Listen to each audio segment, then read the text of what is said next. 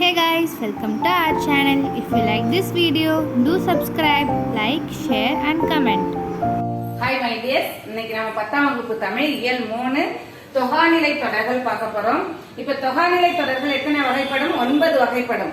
அவை என்னன்னா எழுவாய் தொடர், விளி தொடர், வினைமுற்று தொடர், பெயரெச்ச தொடர், வினையெச்ச தொடர், வேற்றுமை தொடர், இடைச்சொல் தொடர், உரிச்சொல் தொடர், அடுத்து அடுக்கு தொடர் 9 வகைப்படும். இதுல நம்ம ஃபர்ஸ்ட் 5 வகை நம்ம போன வகுப்புலயே பாத்துட்டோம் இல்லையா? இப்ப அத அந்த வகுப்பை பார்க்காதவங்க நம்மளோட சேனலோட பிளேலிஸ்ட்ல போய் பாத்தீங்கன்னா இருக்கும். அதை படிச்சுட்டு அடுத்து இதை படிங்க, கவனிமா.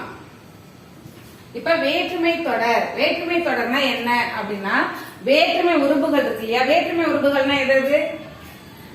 ஐ, ஆல், கு, இன், அது, கண். ஐயால் கு இன்னது கண். ஐ, ஆல், கு, இன், அது, கண். இதெல்லாம் நம்மளுடைய வேற்றுமை உறுப்புகள். இதுல மொத்தம் 8 வேற்றுமை உறுப்புகள் இருக்கு. அதுல முதலாம் வேற்றுமையும் 8ஆம் வேற்றுமையும் கிடையாது. அப்ப 2ஆம் வேற்றுமையில இருந்து நமக்கு ஆரம்பிக்குது. சரியா? இந்த வேற்றுமை உறுப்புகள் வெளிப்படையாக அமையும் தொடர் நம்ம வேற்றுமை தொடர். வெளிப்படையாவே தெரியும். இப்ப புத்தகத்தை படித்தான் அப்படின்னு இருக்கும் இல்லையா? அந்த மாதிரி புத்தகத்தை ஐ 2ஆம் வேற்றுமை வருது அதுல. இப்ப பாருங்க, கட்டுரையை படித்தாள். கட்டுரையை படித்தாள் ஐ 2ஆம் வேற்றுமை வருதா? அது போல வேற்றுமை உருவானது வெளிப்படையாக வந்தால் அது வேற்றுமை தொடர். இப்ப வேற்றுமை தொகைக்கும் வேற்றுமை இதுக்கும் உங்களுக்கு கன்ஃபியூஸ் பண்ணிக்காதீங்க. இது தொகாநிலை. வேற்றுமை தொகைனா அது தொகை நிலை. அதுல இந்த வேற்றுமை உறுப்புகள் எல்லாமே நமக்கு மறைந்து பொருளை தரும். வேற்றுமை தொகையில இது தொகாவில வெளிப்படையாக பொருளை தரும். சரியா? பாருங்க, அடுத்து இடைச்சொல் தொடர். இடைச்சொல் தொடர். இடைச்சொல்னா என்ன? நம்ம இங்கிலீஷ்ல கன்ஜக்ஷன் சொல்றோம் இல்லையா? அதுதான் இடைச்சொல். இப்ப இடைச்சொல்லுடன் ஒரு இடைச்சொல்லுடன் பெயரோ அல்லது வினையோ வருவது இடைச்சொல் ஆகும். இப்ப பாருங்க, மற்றொன்று ஒரு எடுத்துக்காட்டுக்கு பார்க்கலாமா? மற்றொன்று. மற்றொன்று இந்த வார சொல்லை பிரிச்சோம்னா எப்படி பிரிக்கலாம்? மற்று கூட்டல் ஒன்று. இப்ப மற்று அப்படிங்கிறது தான் இடைச்சொல். மற்றுங்கிறது என்ன?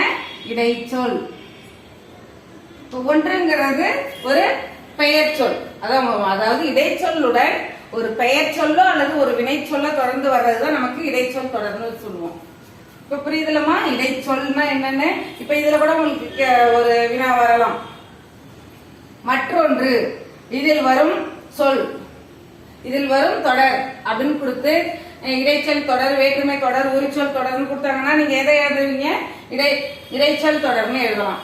இப்போ அப்படி இல்லாம மற்றொன்று கொடுத்துட்டு இதில் வரும் இடைச்சொல் எது அப்படின்னு கொடுத்து மற்று, மர, மறு, மற்றவை, ஒன்று இப்படி எல்லாம் கொடுத்துருப்பாங்க. அப்ப இதில் வரும் இடைச்சொல் எது? மற்று அப்படிங்கறத நீங்க சூஸ் பண்ணணும். அடுத்து பாருங்க, உரிச்சொல். உரிச்சொல் எதெல்லாம்? இப்ப கடி, மா, சால, நனி, தவ, உரு, கூர், கழி அப்படிங்கிற உரிச்சொல்லுடன் பெயர் சொல்ல வினை சொல்ல தொடர்ந்து வருவதுதான் உரிச்சொல் தொடர். இப்ப இதெல்லாம் உரிச்சொற்கள்மா. இந்த உரிச்சொல் கூட இப்ப இதுல நம்ம இடைச்சொல் பார்த்தாலும் இடைச்சொல்லுடன் ஒரு பெயரோ வினையோ சேர்ந்து வந்தால் அது இடைச்சொல் சொன்னோம் இல்லையா? அது போல உரிச்சொற்களுடன் ஒரு பெயரோ வினையோ தொடர்ந்து வந்தால் அது உரிச்சொல் தொடர் எனப்படும். இப்ப பாருங்களா, உரிச்சொல் தனித்து இயங்காது. உரிச்சொல் தனித்து இயங்கும் ஆற்றல் இல்லாதவை. இப்ப தனித்து இதை பிரிச்சு பாத்தீங்கன்னா உங்களுக்கு மீனிங்கே வராது. சால சிறந்தது அப்படின்னு இருக்கு இல்லையா? சால கூட்டல் சிறந்ததுன்னு பிரிக்கிறோம். இப்ப சாலன்னா அதுல மீனிங் ஃபுல்லா உங்களுக்கு வராது. இப்ப சிறந்தது இது கூட சேரும் பொழுது உங்களுக்கு அதோடைய பொருள் விளங்கும். இப்ப இதுல சாலங்கிறது உரிச்சொல், சிறந்ததுங்கிறது வினைச்சொல். சொல் ஒரு பெயரோ அல்லது வினையோ சேர்ந்து வரும்னு சொல்லிருக்கோம். இப்ப இதுல நான் உங்களுக்கு வினையே எடுத்துக்காட்டா கொடுத்துருக்கேன். சால அப்படின்னா மிகவும் அப்படின்னு அர்த்தம், மிகுதியான அப்படின்னு அர்த்தம். மாநகர். மாநகர், மா அப்படின்னா பெரிய, இதுவும் மிகுதி அப்படிங்கிற பொருள்ல தான் வரும். மா கூட்டல் நகர். மாங்கிறது என்னது? உரிச்சொல். நகருங்கிறது பெயர் சொல். இப்ப மாநகர் கொடுத்து இதுல எப்படி கேள்வி கேட்பாங்க அப்படின்னா, மாநகர் கொடுத்து இதில் வரும் தொடர், மாநகர் என்பது டேஷ் தொடர் அப்படின்னு கொடுத்திருப்பாங்க. அப்ப நீங்க என்ன எழுதலாம், உரிச்சொல் தொடர்னு எழுதிடலாம். அப்படி கொஸ்டின் கேட்டாங்கன்னா, இல்ல அப்படின்னா மாநகர் கொடுத்து இதில் பயின்று வரும் உரிச்சொல் டேஷ் அப்படின்னு கொடுத்திருப்பாங்க. மா கொடுத்திருப்பாங்க, நகர் கொடுத்திருப்பாங்க, வேற இன்னும் நிறைய ஆப்ஷன்ஸ் கொடுத்திருப்பாங்க. அப்ப நீங்க எதை எழுதணும், மா அப்படிங்கிறவங்க நமக்கான உரிச்சொல். அடுத்து பாருங்க, இப்ப இது நமக்கு ஒரு பொருள் குறித்த உரிச்சொல் இருக்கு, பல பொருள் குறித்த ஒரு உரிச்சொல்லும் இருக்குது. இப்ப இதெல்லாம் உங்களுக்கு சாதாரண ஒரு பொருள் குறித்த உரிச்சொல் சொல்லியிருக்கேன். பல பொருள்னா ஒரே ஒரு உரிச்சொல்லுக்கு பல பொருட்கள் இருக்கும். அப்படின்னா என்ன, கடிமனை, கடிமனை.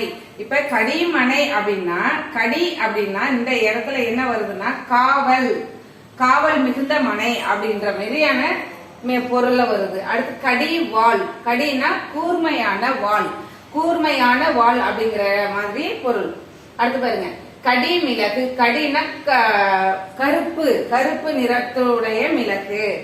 கடி மலர், சிறப்பான மலர். அந்த மாதிரி நிறைய நமக்கு இருக்குது. பல பொருள் குறித்த ஒரு உரிச்சொல்னா, இப்ப காவல், கூர்மை, கருப்பு, சிறப்பு, மனம், வரைவு, விளக்கம், அச்சம், விரைவு. இது வரைவு, இது விரைவுமா.